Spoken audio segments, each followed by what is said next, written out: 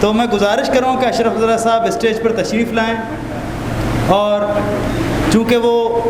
Back वक्त शायर भी हैं और मौसीक़ार भी हैं, तो अगर वो तरन्नुम से हमें कोई चीज़ सुनाएं तो इस महफ़िल का लुत्फ़ दुबाला हो जाएगा। जनाब अशरफ रज़ा साहब। वता परसाई हम लिखी,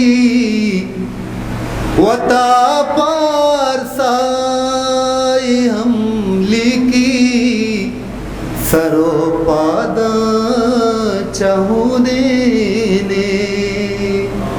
सरोपाद चाहूने ने,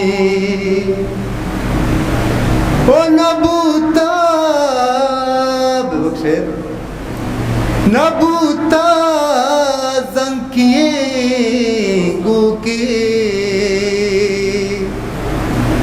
ओ नबूता जंकिए गुके, नजान तक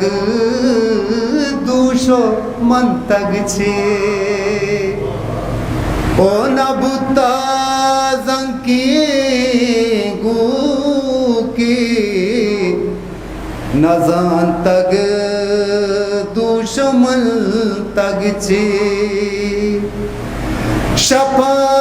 गुरबास किया बंदी, इछूने शक जते मेहरी, इछूने शक जते मेहरी, नबी पादारू दरमान, ओ नबी पादारू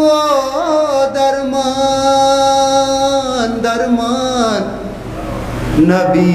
पादारू दरमान, पतई दीदारिया महतल, तहारी मोजरे दमका, अमुक शप कंजला